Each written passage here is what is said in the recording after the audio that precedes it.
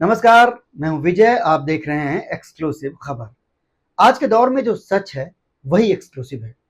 और आज का सच ये है कि प्रिय दोस्त डोनाल्ड ट्रंप के बदल जाने से प्रधानमंत्री नरेंद्र मोदी बुरी तरह हिल गए हैं। वो क्या बोल रहे हैं शायद खुद उन्हें भी इसका एहसास नहीं हो पा रहा। अपनी सत्ता के दौर में 11 साल से लगातार नरेंद्र मोदी क्या करते आ रहे हैं ये तो पूरा देश देख रहा है, सारी दुनिया देख रही है। लेकिन ट्रंप ने मोदी जी की इकोनॉमी के ढोल की पोल खोली तो मोदी जी ने सावन के महीने में भगवान शिव की नगरी में अपने संसदीय क्षेत्र वाराणसी में मंच से जो कहा वो सुनकर हर कोई चौंक गया। 11 साल में पहली बार नरेंद्र मोदी ने कहा, मैं दोहराता हूं, कहा कि जो पिछड़ा है वो नरेंद्र मोदी की प्राथमिकता है, किसान और लघु उद्योग नरेंद्र मोदी की प्राथमिकता है। ऐसा गजब आपने शायद ही कभी देखा या सुना होगा। किसान विरोधी जिन 3 कृषि कानूनों को गहरी तपस्या करके मोदी जी देश पर लागू करना चाहते थे, जिन कानूनों के विरोध में 700 से ज्यादा किसानों ने जान गंवा दी, लेकिन प्रधानमंत्री मोदी पर कोई फर्क नहीं दिखा। सत्ता का दरबारी मीडिया जिन किसानों को खालिस्तानी और आतंकी कहता रहा, वो किसान प्रधानमंत्री मोदी की प्राथमिकता है। यह सुनकर हैरान होना लाजिमी है। इन्हीं कृषि कानूनों को लेकर राहुल गांधी ने भी ऐन उसी वक्त एक बड़ा खुलासा दिल्ली में किया जिस वक्त प्रधानमंत्री अपने संसदीय क्षेत्र काशी में बोल रहे थे। राहुल गांधी ने कहा कि दिवंगत वित्त मंत्री अरुण जेटली ने उन्हें धमकी दी थी कि अगर तुमने यानी राहुल गांधी ने कृषि कानूनों का विरोध किया तो सरकार उनके खिलाफ एक्शन लेगी। राहुल ने यह भी कहा कि एक गुजर चुके नेता के बारे में इस तरह की बात करना ठीक नहीं, लेकिन सच बताना भी जरूरी है। खैर, हम आगे बढ़ते हैं और प्रधानमंत्री मोदी का एक और गजब आपको बताते हैं। नोटबंदी और जीएसटी के जरिए जिस लघु और कुटीर उद्योग को पूरी तरह तहस नहस कर दिया गया, वो लघु उद्योग प्रधानमंत्री मोदी की प्राथमिकता है। जीएसटी तो इतना पेचीदा है कि ये हमारी आपकी जेब पर भी असर डाल रहा है। आपको एक बहुत ही बेसिक उदाहरण से समझाते हैं, ध्यान से समझ लीजिए। ट्रेन का सफर तो हर कोई करता ही है, आप भी करते होंगे।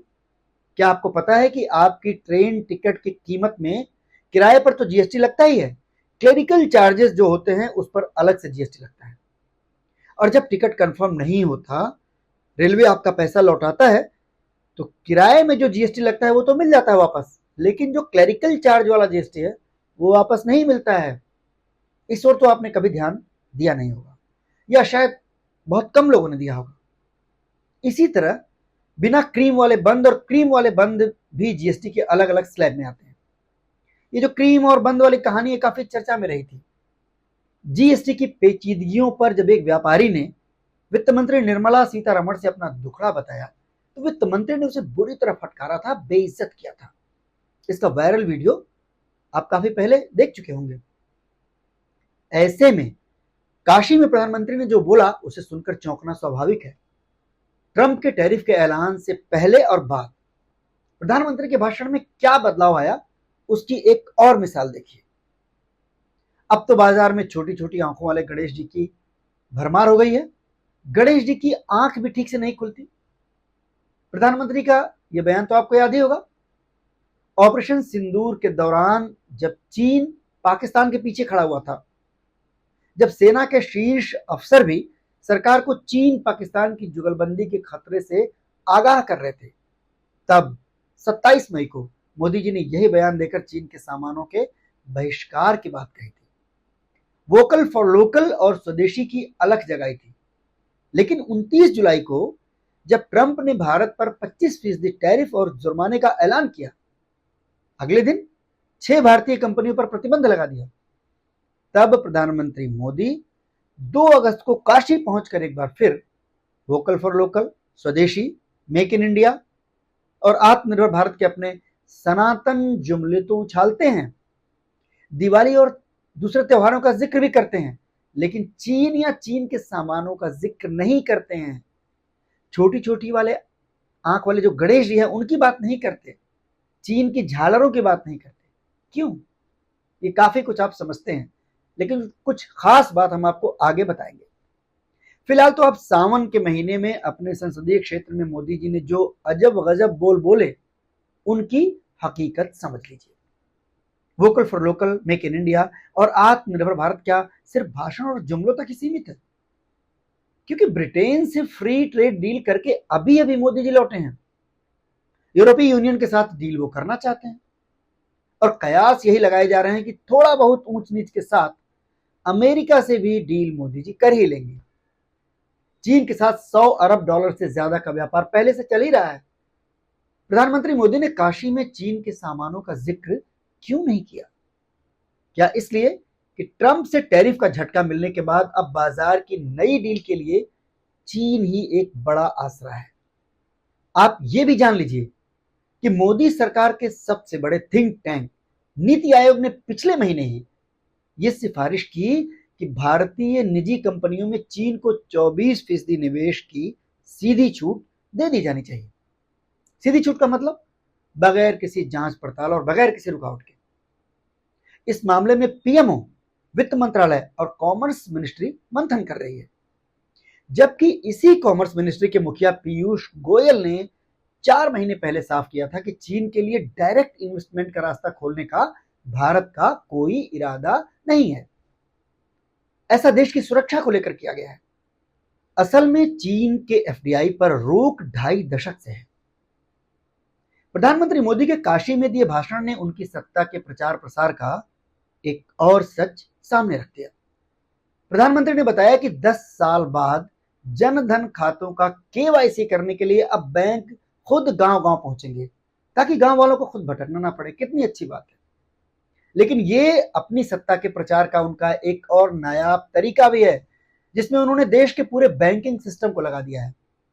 इसके जरिए मोदी जी बिहार चुनाव से लेकर के असम, बंगाल, तमिलनाडु, केरल हर राज्य में सरकारी मशीनरी के जरिए प्रचार प्रसार कर सकते हैं। लोकसभा चुनाव से पहले भी मोदी जी सेना सहित देश के पूरे सिस्टम को ऐसे ही अपने मिशन के लिए इस्तेमाल कर चुके हैं। मोदी की गारंटी वाले रथ घूम रहे थे उस वक्त, आपने भी देखा होगा। अब बैंकिंग सिस्टम के जरिए मोदी जी गांवों में अपनी पकड़ मजबूत करना चाहते हैं, क्योंकि भारतीय जनता पार्टी का बेस गांवों में सबसे कमजोर है, क्योंकि वो शहरों की पार्टी कही जाती है। इस बात की फिक्र भी नरेंद्र मोदी को बहुत ज्यादा है। इसीलिए उत्तर प्रदेश की धरती पर उन्होंने अभी से राहुल गांधी और अखिलेश यादव को निशाने पर लेना शुरू कर दिया है। अखिलेश और राहुल की जोड़ी ने लोकसभा चुनाव में जो कमाल किया, उसी का नतीजा है कि मोदी जी अल्पमत में आकर बैसाखी वाले प्रधानमंत्री बने हुए हैं। लेकिन राहुल गांधी और अखिलेश यादव पर जो आरोप लगाते हुए मोदी जी ने हमला किया, वो फिर हैरान करता है। सावन का पवित्र महीना, शिव की नगरी और प्रधानमंत्री के ऐसे बोल। पूरा देश जानता है कि पहलगाम आतंकी हमले के बाद हर विपक्षी राजनीतिक दल सरकार के साथ खड़ा था। ऑपरेशन सिंदूर के साथ पूरा देश एकजुट था। संसद में चर्चा के दौरान भी हर विपक्षी दल और उसके नेता ने सेना के शौर्य और ऑपरेशन सिंदूर के लिए हमारे जवानों की प्रशंसा के साथ ही अपनी बात शुरू की। लेकिन सेना के पीछे छिपकर अपनी जिम्मेदारियों से बचने की कोशिश करते प्रधानमंत्री मोदी अब विपक्ष पर सेना के अपमान और पाक परस्ती का आरोप लगा रहे हैं। हालांकि जो सच्चाई है वो जनता के बीच पहले से ही है। लेकिन प्रधानमंत्री के ऐसे बोल उनकी मुश्किलों का ही तो सबब दे रहे हैं, उनकी साख पर ही तो सवाल उठा रहे हैं। सावन के महीने में शिव की नगरी काशी में प्रधानमंत्री नरेंद्र मोदी ने भगवान शिव के एक विशेष रूप का जिक्र भी किया। मोदी जी ने कहा कि शिव का अर्थ कल्याण होता है, लेकिन जरूरत पड़ने पर शिव जी रौद्र रूप भी दिखाते हैं। ऑपरेशन सिंदूर के जरिए हमारी सेना ने और देश ने अपना वही रूप दिखाया, यानी रौद्र रूप। यकीनन। लेकिन देश अपने प्रधानमंत्री से भी ऐसी ही उम्मीद कर रहा है। तब से कर रहा है जब अमेरिकी राष्ट्रपति ने पहली बार ऑपरेशन सिंदूर को लेकर एक बयान दिया था, आपत्तिजनक बयान दिया था। 3 महीने होने को आए, ट्रंप 30 बार अपना बयान दोहरा चुके हैं। संसद के दोनों सदनों में 2 दिन तक चर्चा होकर खत्म हो चुकी है। ट्रंप टैरिफ लगाकर भारत को धमका रहे हैं, ब्लैकमेल कर रहे हैं, लेकिन प्रधानमंत्री नरेंद्र मोदी का वो रौद्र रूप सामने नहीं आया, सच सामने नहीं आया। काशी आकर भी प्रधानमंत्री ने जो बोला वो ऐसा कि शायद ही किसी को उस पर यकीन आ पाए। भगवान शिव के पावन महीने सावन के कुछ दिन अभी बाकी हैं। क्या प्रधानमंत्री रौद्र रूप दिखाएंगे? देश को सच बताएंगे? हर वो जिम्मेदारी वो लेंगे जो उन्हें लेनी ही चाहिए। बहुत बहुत धन्यवाद।